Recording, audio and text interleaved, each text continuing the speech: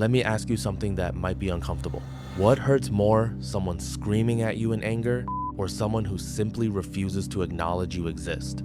Most people, when they really think about it, choose the screaming. Because at least the screaming means you matter enough to provoke a reaction. At least the screaming gives you something to hold, something to respond to, something to defend yourself against. But silence? Silence gives you nothing. And your brain, as you are about to find out, takes that nothing and turns it into the most destructive something you have ever experienced. This is the psychology of silent treatment, and by the end of this video, you will never experience it the same way again. Here is something that most people have never considered. When someone speaks to you, even in anger, even in confrontation, even if what they say is unclear or unfair, they give you something definite to respond to. You can agree, you can disagree, you can ask for a clarification, you can defend yourself. Words, even harsh ones, are a form of engagement. But when someone goes silent, they give you nothing. And here is the part that will blow your mind. Your brain cannot sit with nothing. It is neurologically incapable of accepting an absence of information and simply moving on. Instead, your brain does something far more dangerous. It creates information to fill the void. And it doesn't fill that void with neutral, rational, balanced thoughts. It fills it with your deepest fears, your oldest insecurities, your most private anxieties about yourself and your worth. When someone doesn't reply to your message, you rarely think, oh, they must be busy. What you actually think is, what did I do? Are they angry? Did I say something wrong? Do they hate me now? That silence becomes an empty canvas, and your brain paints it every time with the darkest colors it has available. Now here is where silent treatment stops being just a psychological curiosity and starts being something you need to recognize for exactly what it is. Silence, used deliberately, is one of the most sophisticated power moves in human behavior.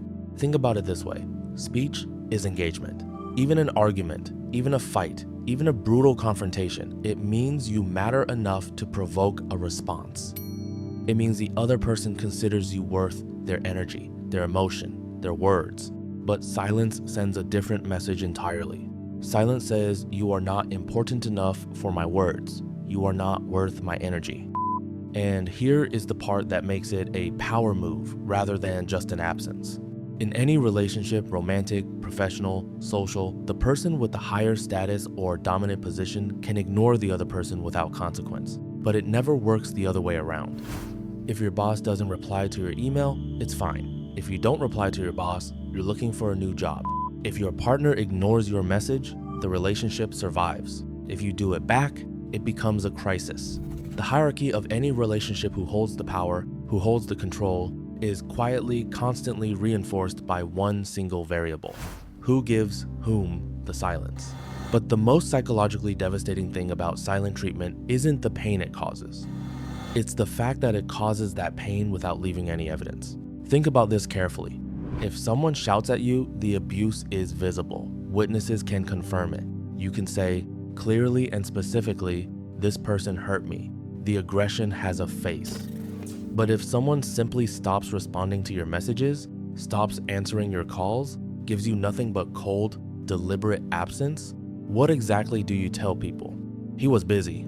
She probably didn't see it. Maybe the timing wasn't right. The person using silence can always claim complete innocence. There is no evidence, no raised voice on a recording, no harsh words that can be quoted back. Just an absence that somehow, inexplicably, destroys you from the inside while the person responsible walks away looking perfectly clean. This is why psychologists classify prolonged silent treatment as a form of emotional abuse. Not because silence itself is inherently cruel, but because weaponized silence, used deliberately and repeatedly to punish, control, and destabilize another person, causes measurable psychological damage, and it does it without ever leaving a single fingerprint. Now, I want to give you something practical, because understanding the psychology is one thing, knowing how to read it in your real life is another. There are 3 specific patterns of silence that tell you everything about where you stand with someone, and none of them require you to ask a single question. The first, if someone consistently responds to you late, not occasionally, not when they're genuinely busy, but always they are not forgetful. They are teaching you your place. The message is simple and deliberate. I wait for no one. You wait for me. The second, if someone gives you responses like, I'll think about it, I need more time, I really like you, but I'm just not ready right now, they are not being honest with you. They are keeping their options open while committing to absolutely nothing. They are using soft silence, the silence of non-answers, to hold you in place without ever having to be accountable for doing so. The third and the harshest, if someone ghosts you completely, doesn't just reject you, but simply disappears as if the entire connection never existed, that is not just a rejection of you. That is a statement about how little the interaction registered for them at all. For them, walking away required no processing, no guilt, no second thought. You were that easy to leave. I know that one stings, but knowing it is better than spending years wondering what was wrong with you. Nothing was wrong with you. You simply weren't a priority for someone who was never going to make you one. Here's what I want you to take from this. Silence is never truly empty. It is always full of something: power, fear, indifference, punishment, or pain. Learning to read it rather than just suffer it is one of the most important psychological skills you can develop. And the next time someone's silence starts filling your head with anxiety and self-doubt, I want you to pause before you let it spiral, because the story your brain writes on that empty canvas is almost never the truth. It is a reflection of your fears, not a portrait of your worth.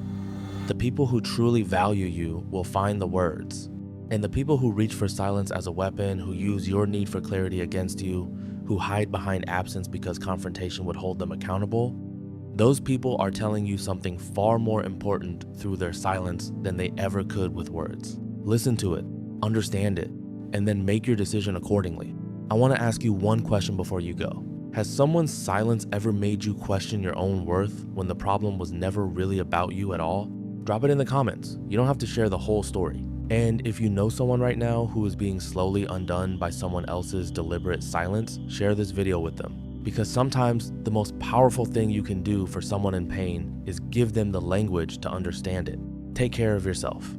You deserve people who choose words.